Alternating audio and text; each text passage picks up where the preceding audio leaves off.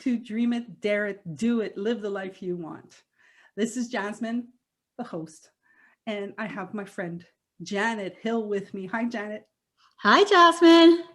So if you guys have been listening to my YouTube channel, like I know you all have been listening to my YouTube channel, so you already know that Janet and I have already had a talk in Let's Chat About. And so I invited her again. And so today we're going to talk about living the life we want. Oh man, I have such a theme.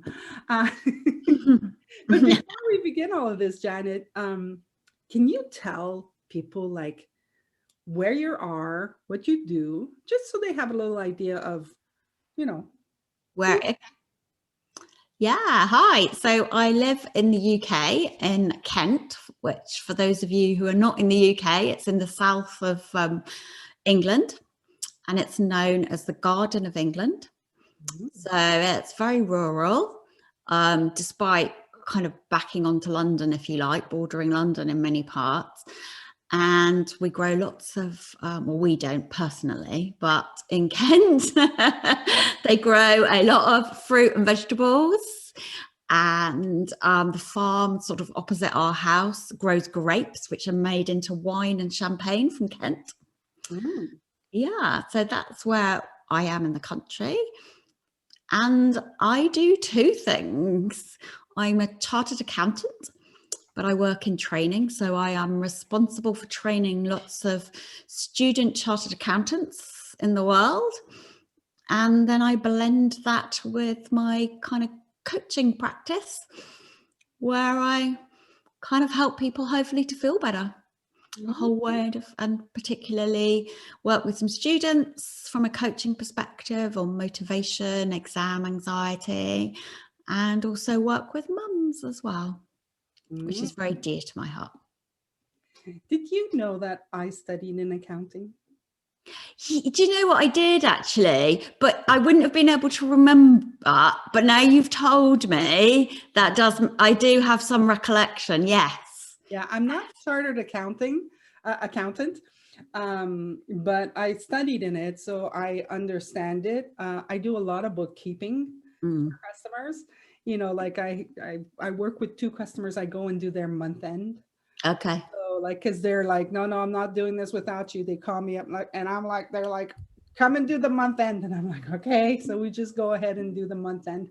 I just don't do the, the big stuff, the income tax and all of that stuff. That just, my brain goes, oh, boring. But I like the data, putting the data in the right place so that the chartered accountant can do their jobs. Yeah, and the data bit, I hate it. I don't do it. I've never done it. I can do it, and I do my own, but I don't really enjoy it. So I prefer much more of the high level analysis and sort of looking at Apple's financial statements and doing all of that sort of stuff. But I prefer talking about it and training in it over actually doing it. Okay, I get it. Yeah. I found my niche. I like to build the system. Right. Yes. Okay. Yeah. I like to build all of the accounting systems so that when it gets to the accountant, they know what to do with the numbers. Yeah. Yeah, that makes sense. Yeah. So I wanted to share with you that this weekend, or I should say last weekend, I finished my class with Michael. Okay. Coaching Mastery. Oh. So, I don't know if you remember, so for those of you who don't know, Janet and I did Super Coach Academy together, and that's how we met. And and so I continued, like some people did the advanced track, and I actually continued and I did the Coaching Mastery class, and it was such an amazing, it was 6 months of pure bliss. And this weekend, we were talking about such beautiful, beautiful conversation. The main thing that came to me this weekend, or that he talked about this weekend, was how in coaching, there's the science of coaching, and then Yeah. there's the art of coaching. And I could see how this way of looking at things is transferable. Like, you can take this way of looking at things and make it into anything else. So we could look at accountancy, and then you've got the science, and then you've got the art. It's so funny because now I'm realizing that you've got the science and I got the art. Like, because you teach it, right? So you teach people how the accounting works. Mm. And I teach them how to put the stuff in the right place, like just ways, because there's so many ways of doing that, and so many different systems that you can use. And so I like to teach the art of it,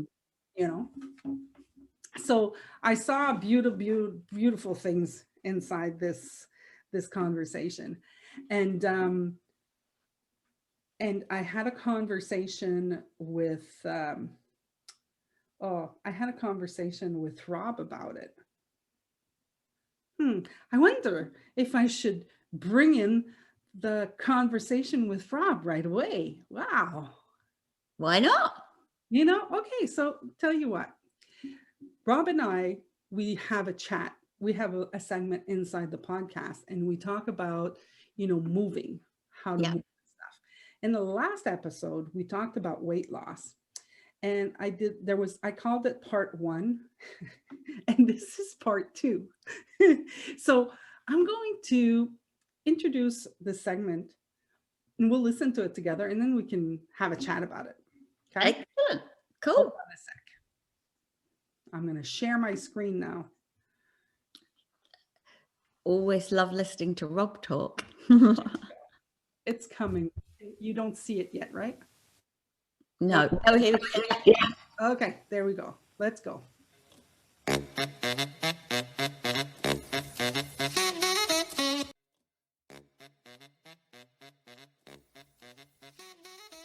Hello, everybody. We're back for another episode of Move the Way You Want, Just Move. And we're continuing the conversation about weight loss. No, it's not about weight loss. What is it about, Rob, again? We're essentially talking about weight loss, but we were last time we talked about, we were pointing toward the space of before we get into any kind of body composition change, even if it's weight loss. I mean, for some people, they're trying to gain weight. Some people are so thin that they need to gain weight. So we just call it, looking at that space before you make any determination of changing your body composition. That's what we're talking about. And so once that is done, once we get that, it's, what? The other day I saw a quote, and it just spoke to me. And the quote was, "My body is a map of my life." And I thought it was really like insightful for me, because I could see, okay, I was 4 when I fell on my chin, and I scarred myself here. Down here is like when I had my ovarian tumors, like I could see my life through it, like now the older I get, I'm getting skin things, and the doctors keep telling me that's just because you were in the sun a lot. And I was like, okay, yeah, I was, So I thought that was interesting, that my body is not me. It's just like, it's like past me. It just followed me through my life, and it's like proof. This is like, proof that I've lived. Yeah. Yeah. Kind of thing, right? Yeah. Most people So, say you don't get through life without bumps and bruises. What yeah. takes that bumps and bruises is the body. You know, the body houses the spirit, and the spirit moves and navigates through, you know, the world as we've created. It takes some, like you say, some broken fingers or some shoulder blades or collarbone issues. Yeah, that's pretty funny. I like that.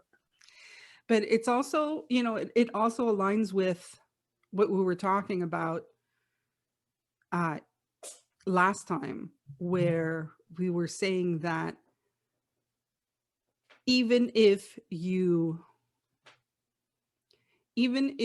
don't increase your calorie intake, Mhm.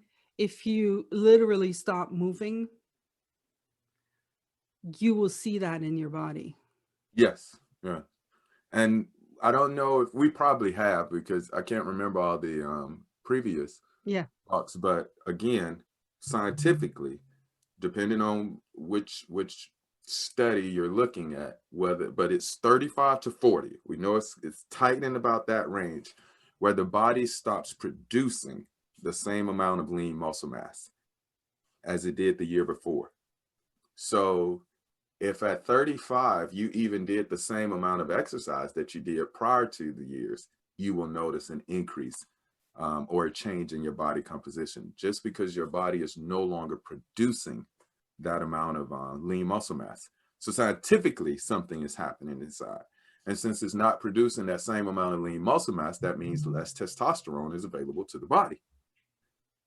And that makes some changes for people, because it's a hormonal change in the body. And that causes some thinking. And then, you know, it goes on and on and on after that. But that is a large reason of why, right there, what you just said. Yeah. When I had my hysterectomy, you know, I didn't realize how the fact that I no longer had my ovaries. Like Mhm. I had no idea the impact that it would have on my body and Yeah. on my mind. Like there was like a major adjustment, because it was, you know, like most women that go through menopause, they go through, you know, they learn like the the hormone stops, like the ovaries stop working slowly. It's not like from one day to Oh, the right. next, you Yeah. have it or you don't, right? Yeah. And so they learn to deal with it, and I didn't learn to Yeah. to deal with it. It was like from one day to the next, it was like no more. And it was like really an incredible impact that it had on my body and on my mind. Well, it happens for men too. I mean, you could, I don't know if they have it in Canada, but you could turn on the TV, any sports network, if you watch it long enough, they're gonna give you one of them commercials. Hey guys, everything's not right. Buy this pack of pills and everything will be right. You know, it's kind of like, yeah, Yeah. but they'll say stuff like your hair not growing like it should be, you know, which again is a byproduct of those hormones changing. You know, got a little bit less energy, you know, you know what they're alluding to when they're saying it, or what they're trying to get Yeah. to motivate you by. But that is again because there's a hormonal change in the body, and men don't handle it well either. Yeah. I You get know, it. they go straight to testosterone boosters, and it drives their stuff into a spike where they have a little bit more energy, aggression, and than they've had before.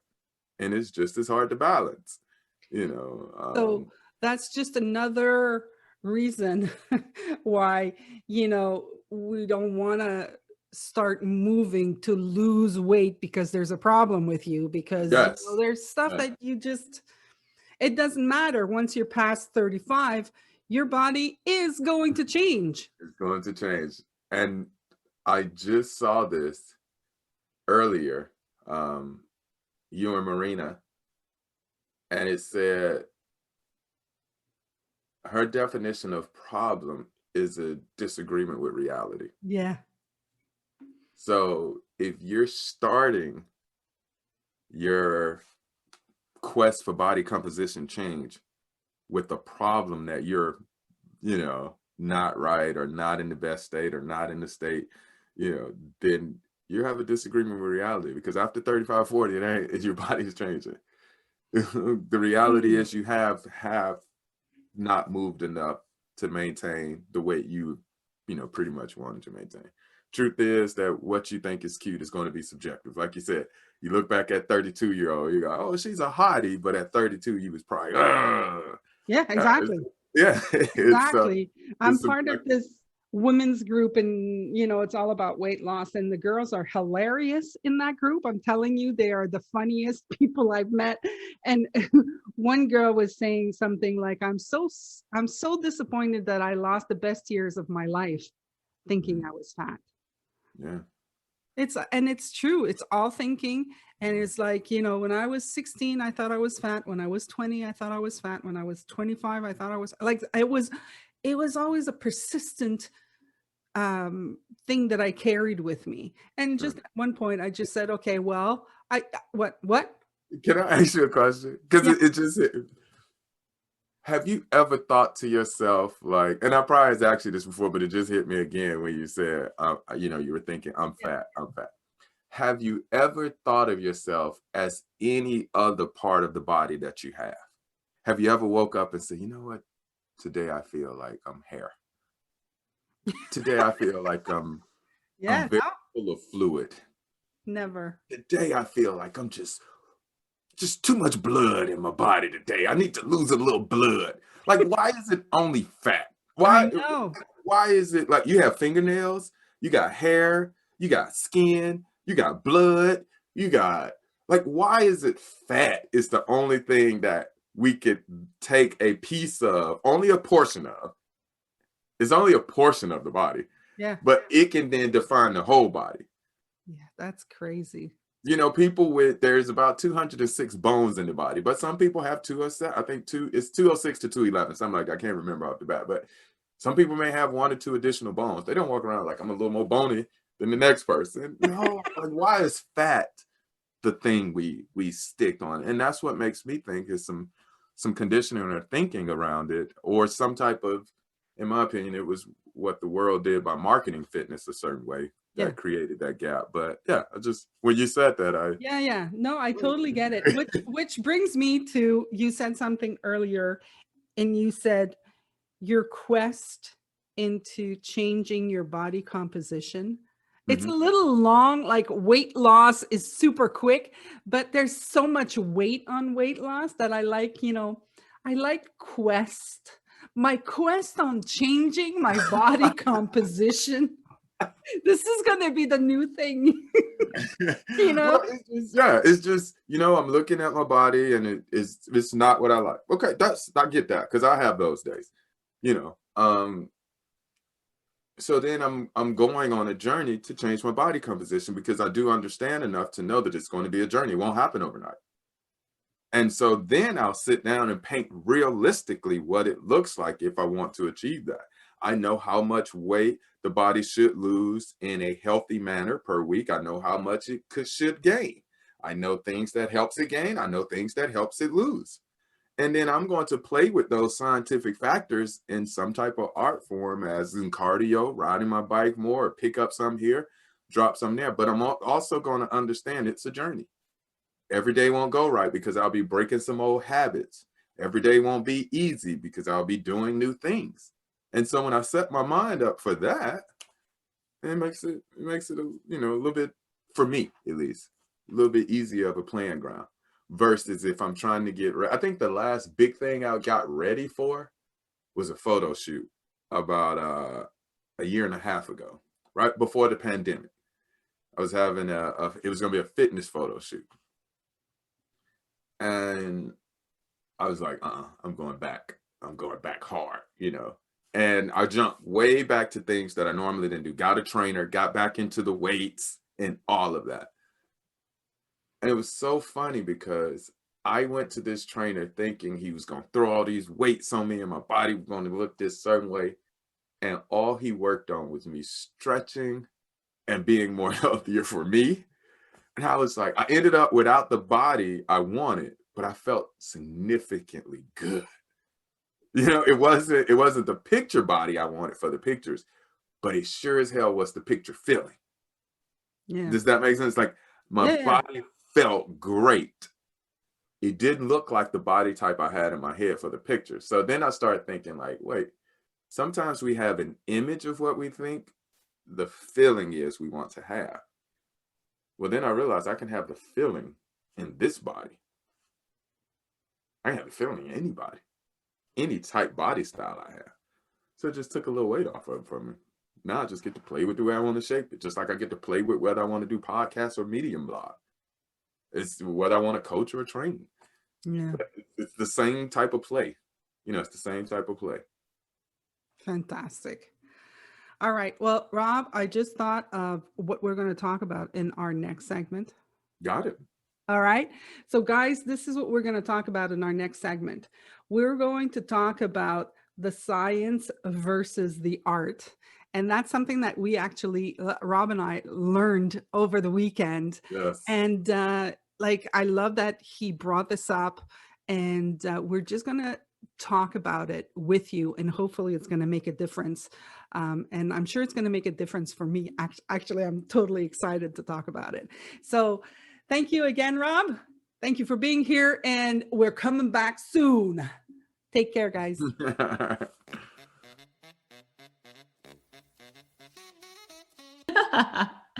Yeah, there's so much. I love the feeling thing, that you can have the feeling state despite what the body is doing or not doing or whatever. I love that distinction. So tell me, I know that you're very, you're active. Yes. You're a very active person. So do you have a lot of thinking about your body, like around that? I definitely, yes and no, which is a rubbish answer. So I have definitely come through, I'd say, seeing a lot more about energy and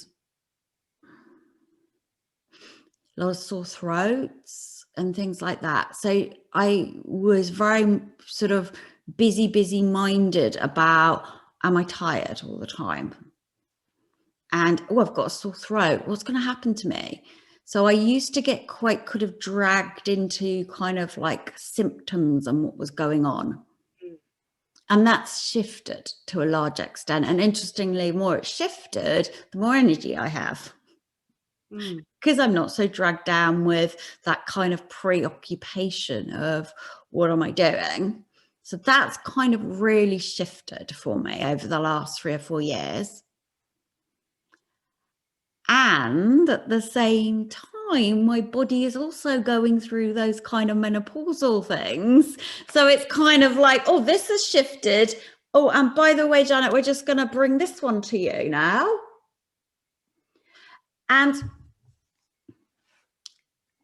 I'm not going to say I like it, because that would be lying.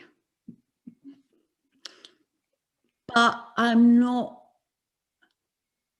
it doesn't feel as heavy, the fact that my body is doing a variety of changes. So I'm giving it a little bit more freedom just to change a little bit without, and sometimes I get annoyed. I'm like, I don't like it. And I do find like some of my running harder than I used to do. And I started doing a little bit more yoga and a little bit more stretching to kind of ease my body in different ways. Does that answer your question? I'm not sure that's a very coherent answer, because it's like different things. No, I think that starting very young, I had a lot of thinking about my body. It started very, very young, like no joke. I remember, I think it was in first grade. Like, I remember this moment where I didn't want to, in first grade, we started doing physical exercise, Okay. Yeah. I don't know what it's called in English. PE, the same thing. Yeah, exactly. PE. So I just had a blank of the name.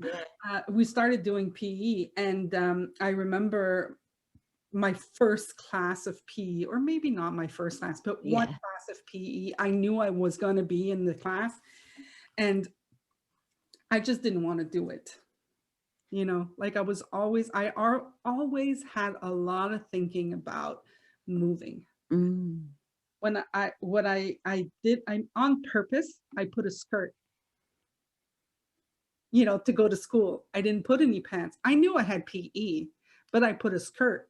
And in my mind, I don't know how old I was, 7 or 8 year old mind, it was like, well, I have a skirt, so I won't be able to do PE. So it's just gonna, you know, make me sit down, and I'll just look at people doing PE and I won't be doing it.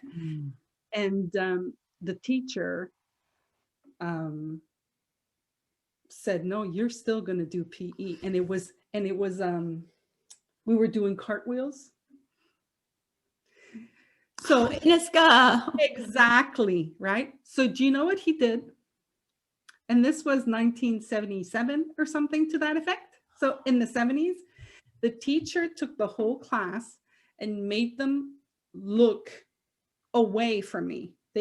Everybody was turning their backs to me, and I had to still do the cartwheels.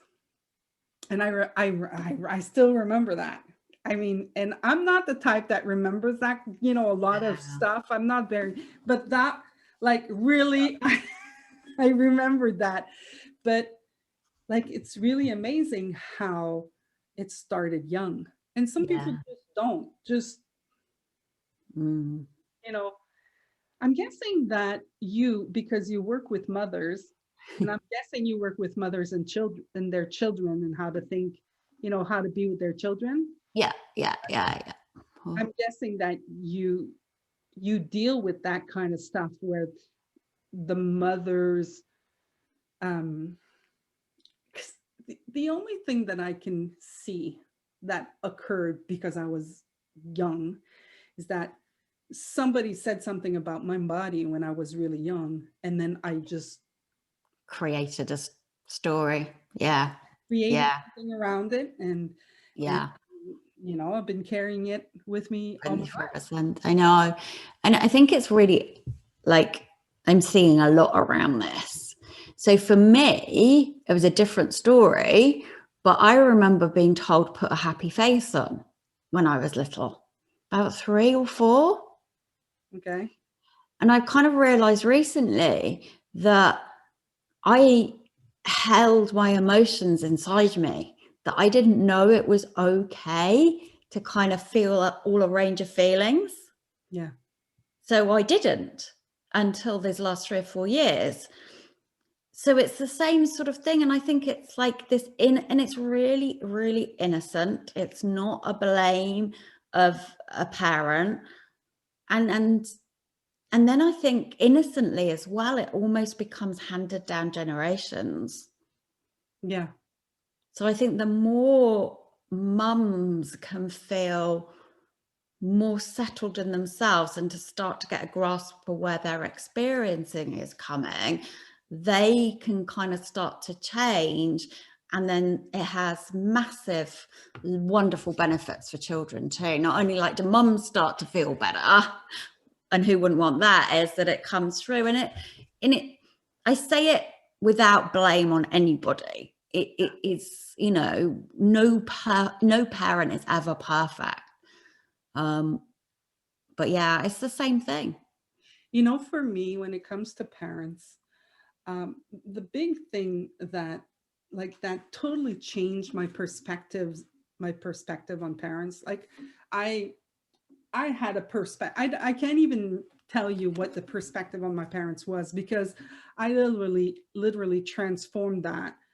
And when you transform something for me, when I see something and I see it as like, this is totally made up, it all of a sudden disappears. Like I can't even bring it back to mind, which is like, so we can see that the weight loss thing, hasn't disappeared yet, because I can still bring that one to mind. But when it comes to my, I don't remember how I felt with my parents. I do remember, you know, I had a lot of complaints about them. And I did a class once, and in this class, we were having a conversation about parents, and a lot of people in the class were saying my parents did this and my parents did that, and it's because of my parents and all of this. And the leader or the teacher or whatever you want to call him said, okay, everybody that is between 18 and 25, please stand up. So everybody that was 18, 25 stood up. And he said, everybody that's sitting down, look at these people. That was your parents when you were born. And that totally transformed my point of view about it. Because, you know, we think that our parents are not human. Yeah, we do. Yeah, it's like super. Yeah. And we're like, when we're little, that is true. We look at them and we're like, wow. Yeah. Yeah. But really, now that we're adults, like, think about it. Your parents were doing the best they could with what they knew at that time. Yeah. And knowing that, for me, totally transformed my relationship to them.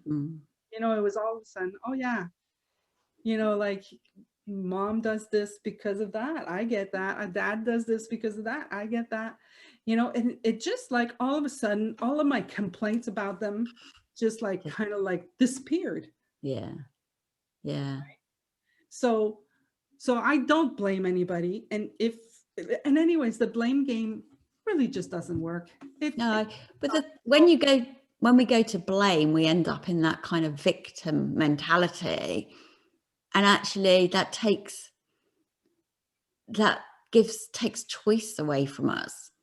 Whereas actually, if we see innocence and we can change it, we have the power to change the story and to change it ourselves anyway.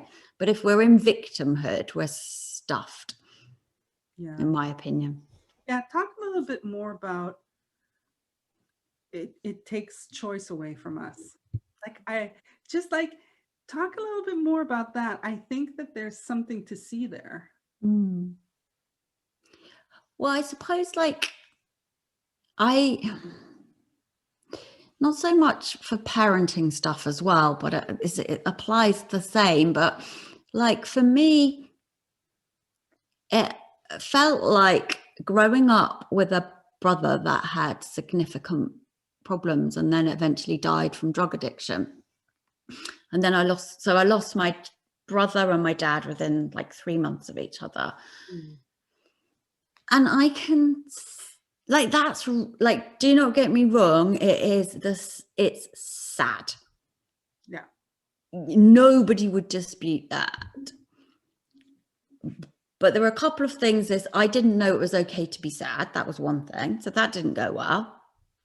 Yeah. And secondly, I then kind of created my life and my suffering around that. So, well, of course I'm going to be a bit depressed, or of course I'm this, or of course I'm this, because that happened to me. Now I see that I actually, like, when I could see that I was creating that experience, that all of that was my story and my words and my thinking, when that's fallen away, interestingly enough, I feel more in control. And I've got to change the story, and I've got to change how I see it, and I feel more settled about it. So that's what I see about control. But I don't mean controlling my emotions. I don't mean controlling how I am. It just, maybe control's the wrong word, but it feels easier and more settled. Well, I think that, you know, if you feel in a certain way, if you think you feel a certain way because of something that occurred in your life, well, that thing has occurred and Yeah. it will never disappear. So if your happiness or well-being or health Yeah. is attached to something that happened outside your life, how the hell are you gonna, how the hell can you be any different then? Yeah. That's, yeah. Yeah. Yeah. But if you could see that, yes, it has happened. Like, yes, you lost both your brother and father, Mm. and it has made you sad. Oh, yeah. Yeah. And the sadness at times has created an experience of depression, anxiety, Yeah. no sleep, yada, yada, yada. But if you could see that what it's what you're telling yourself about what happened that's creating it, then you can stop telling yourself. The story. Yeah. And it's a fine line of distinction, and it some people will hear it and say you've changed your thinking or whatever, but actually it's more that you've seen through it, that Yeah. you've seen that the thinking itself isn't even real. And that's where the freedom comes.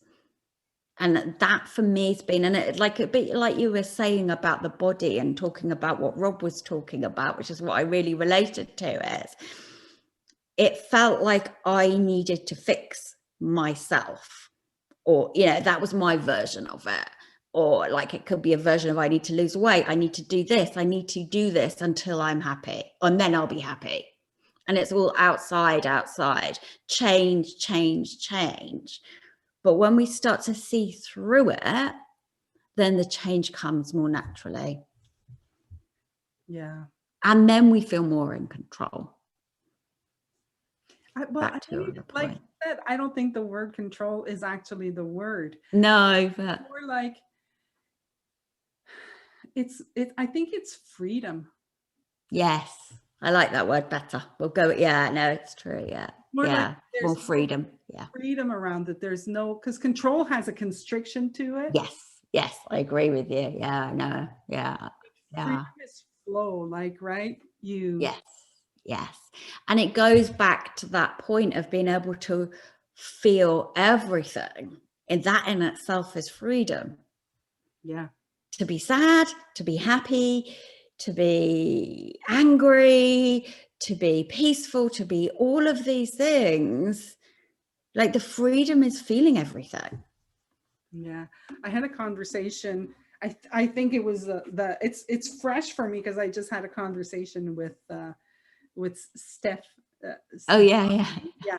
And we were talking, that's what we were talking about. We were talking about how, you know, when we're feeling something, like feeling like, for me, the big change that occurred, because I was like you. I mean, the big thing for me was anxiety. I didn't want to feel it. I could sense it. I was like, okay, if I'm going to go that way, I'm going to get anxiety. So I'm going to go that way, you know? Yeah. Right. Yeah. So I just like, avoid anxiety, like there was, and that was a big thing that I did. I avoided. But once I heard that emotions are energy in motion, and we had started our, you know, our studies, and like it was really like I got that a thought is energy. Yeah. And we actually see the thought, and it actually comes through us. We're just like, it comes through us. It's like, that's why Michael, our mentor, talks about thoughts as clouds, because they just go in the sky, you know, and all of a sudden they pass. But we're the sky. Yeah. You know? We're not, yeah. So when I heard, and I know thoughts emotions or thoughts that just manifest in our body. And inert energy and motion just made me go, okay, so if energy is if emotion is energy in motion, and I just need to let it pass through, I'm just going to feel my emotion. And I remember doing the exercise of letting, anxiety come through me. And I was just amazed at how it just went through me. And I did this years ago. I looked at this years ago, and now I can still feel anxiety, but it's not as strong. And what I associated it is that whenever I would feel emotion, that emotion of anxiety, I would store it somewhere. I wouldn't let go through. Yeah. I would store it somewhere in me. And so when it would come back full force, right? It was hiding, and it was like, hey, I'm coming. I'm the anxiety monster, right? But once I started feeling it and just letting it go through, it was smaller and smaller every time. And now I can feel it come, and I kind of go, huh, look at that. There's anxiety. Yeah. Do you feel like a slight, again, I'm not very good with words, detachment doesn't sound right, but it's almost as if, like, for me, like, you can have this experience of anxiety, but you can almost be watching it. So it doesn't feel so real. Yeah. Like, that's just what's happening over there. That's just a cloud, but it's not really me. Whereas to me, I believed up until 3 or 4 years ago that all of my thinking and all of my thoughts were totally real. Yeah. Crazy. Like, I just thought that everything in my head was completely real. Yeah. I thought that, if I thought it, it must mean something. Yes. I must have what these powers, I must have psychic powers. Oh, yeah. Yeah, right. So Yeah. oh, okay, I just saw something show up in my mind. Oh, that was a prediction. Oh my God, how can I not have the prediction? And it was like, it was so tiring. Yeah. Like, no joke. I was like, oh my goodness. It's like, I'd dream a lot. I had a lot of bad dreams. I mean, man, I'd wake up in the middle of the night, my heart pounding, and I'd have to wake up, and I'd try to fix, like I just had a premonition. So you had to then go and fix it with a lot more thinking. Oh yes. Yeah. It's exhausting, isn't it? Yeah. Yeah. Yeah. We like something happens, and then we create something. Right. So I had a bad dream, and I'm creating that it's a premonition, and I'm believing it's a premonition. And so now I'm thinking, how can I fix the premonition? So, but guys, I just made that up. But what actually happened is I had a bad dream. Yeah. But you're using the example of a dream. The same is true in waking life. Yes. I remember being about 7 or 8 and being at school and having a thought that my parents were going to die. No, there was nothing wrong with them. It wasn't like that they were ill, or which was it. And I don't know why. And then I decided as a 7 or 8-year-old that meant I need to think about it. And if I thought about it enough and got upset about it, it wouldn't happen. So then I lived my life constantly, like thinking, oh, something's going to happen. Like, and when my children started driving, oh my God, can you imagine? I was a nutcase, like literally. Well, and then I believed I even had to think it. Otherwise it would happen. I remember us walking in Santa Monica, because we went to do Super Coach in Santa Monica. Yeah. Oh, those days of travel. The days of traveling. And I remember you talking about that, because you were like talking about how one of your child was going somewhere with a friend in the car, and you were like, no, that's not going to work. I got to talk to the husband and I got to tell him to, I don't remember what it was, but that's so funny. And I still get that, like you were saying earlier, it still happens sometimes, not very much. Yeah. Somehow it's not, it has cleared more, and I don't find myself in that state so much. But if it does come back, those sorts of things now, it's almost, I can just hold them lightly, and it's almost like, oh, that's just sort of old thinking. It's just this, I just know it's not real, I suppose. So I don't buy into it, even though it doesn't feel very nice still. Yeah. I remember, I don't have any children, but I've always had pets. And I remember, I had 2 dogs and they were my babies, like literally, like they would get babysat and all, like this one I can carry with me. Yeah. So that's not a problem. But the other 2 I couldn't carry with me. So they would get babysat and all of this. And it was like, I remember having nightmares of losing them. And it was like the end of the world. Like I remember calling friends and saying, please talk to me, because now I'm freaking out. What if I lose him? What's going to happen? And it was real. It was really real. And people told me I was crazy, of course, because they didn't have that thinking. Yes. Yeah. Right. So yeah. And what's really interesting now, we're talking about just a few things right now. So we're just talking about a few things, but the power, when you can see it in one thing, you're going to start seeing it in other things. Yeah. And the power, again, I'm not going to use power, but once you start seeing it, it's already the beginning of change. Yeah. Right. And it's amazing how our whole life is built on top of things. And I've been listening to I've been listening to the 3 principles for a long time. I've actually, I started in another conversation, which was a transformative conversation also, in 2001. So I've been in the conversation of transformation for a long time.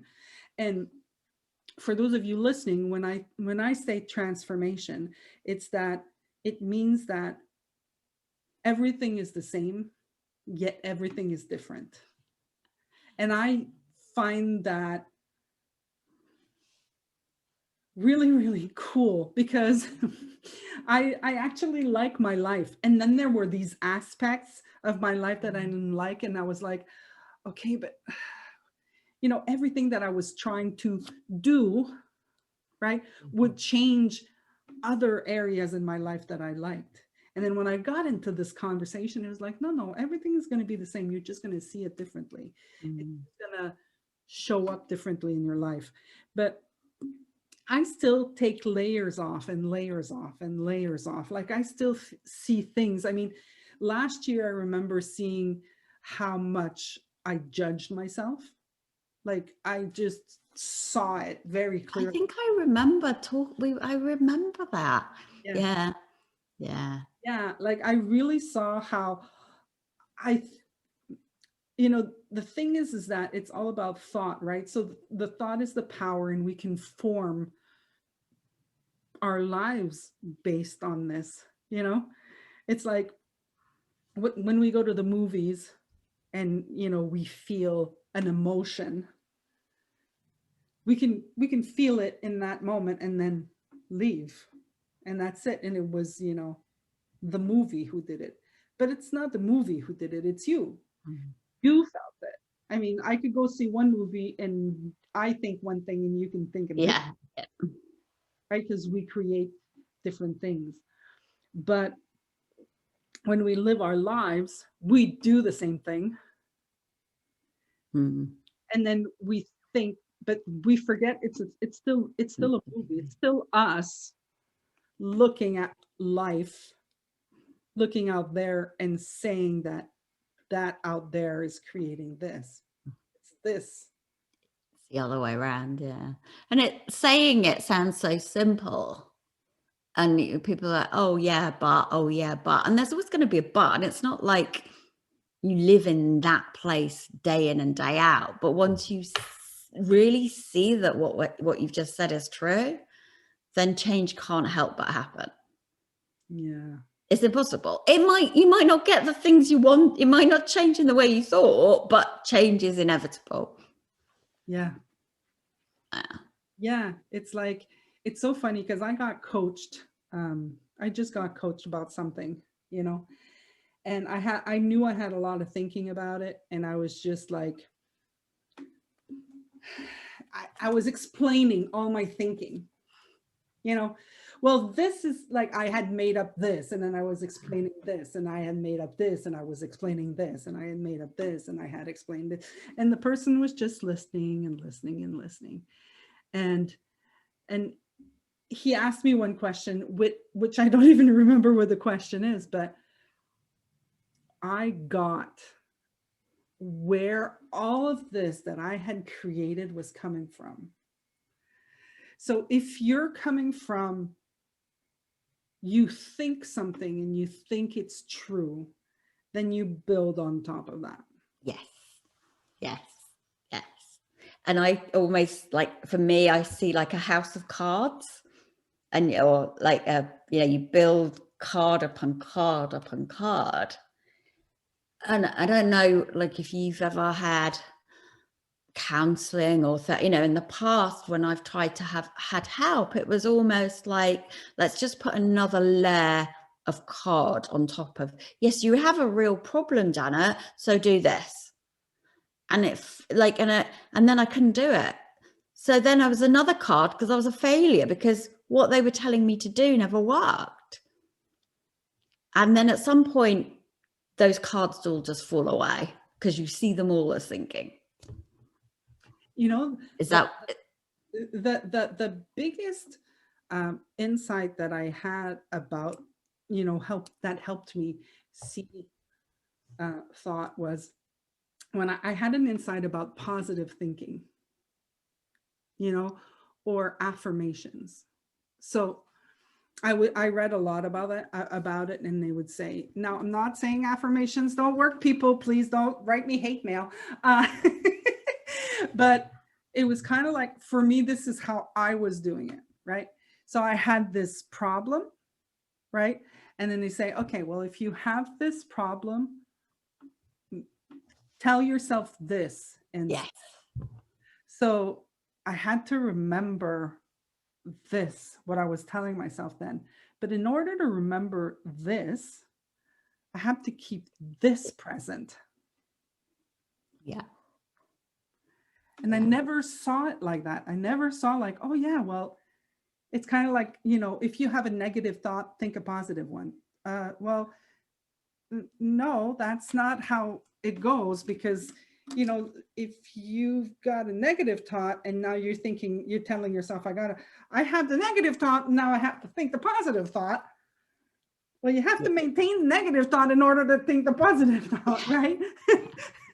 So it was just kind of like, it was really amazing when I saw that. Because the negative thought was never true in the first place anyway. So why try and change it? Yeah. No. As opposed to this conversation, when you really see through it. Sure. Yes. If that positive thought comes to you, you're just going to have it naturally. Yeah. And sometimes from a more settled place, I can kind of go, oh, I don't feel so good today, I'll go and have a walk.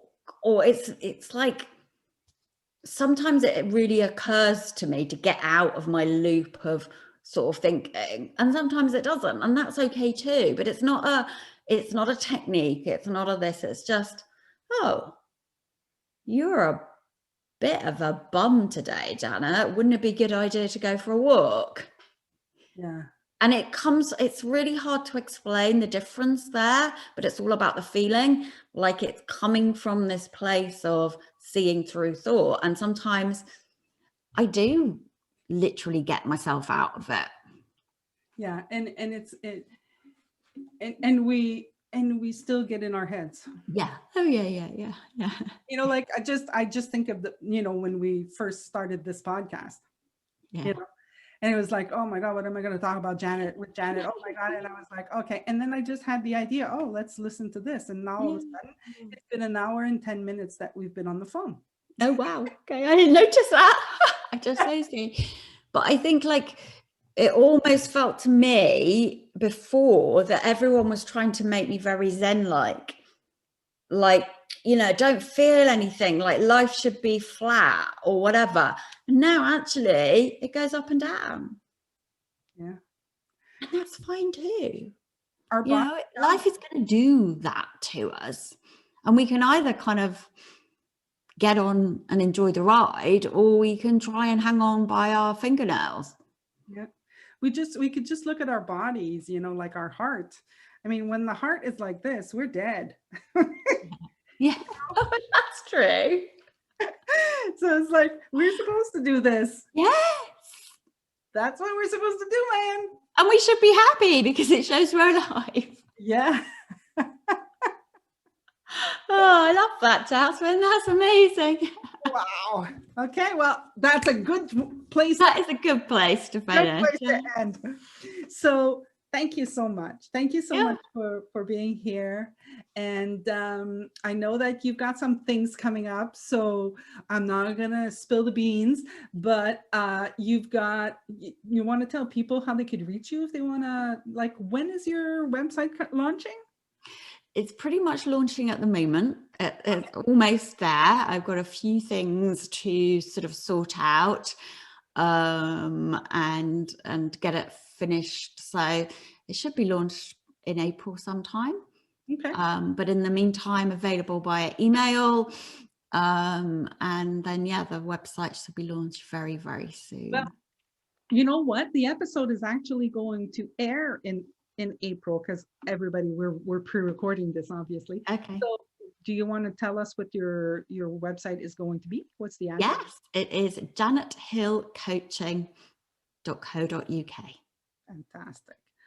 All right. And just to end the show, I'm going to put you on the spot and I'm going to ask you, do you have a nugget of wisdom for the people listening?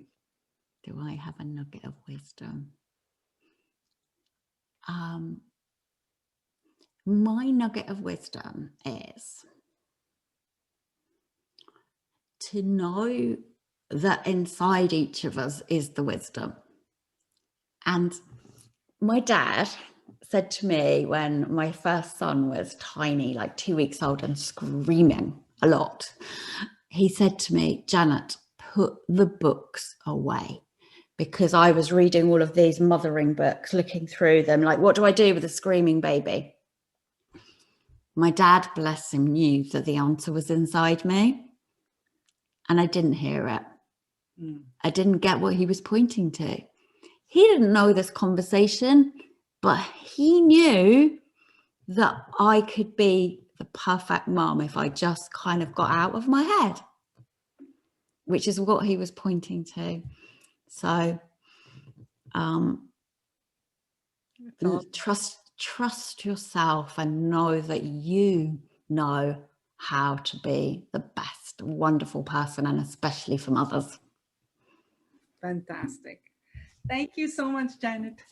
And my nugget of wisdom is, as usual, dream it, dare it, do it. Live the life you want, people. Take care. Lots of love. Bye. Bye.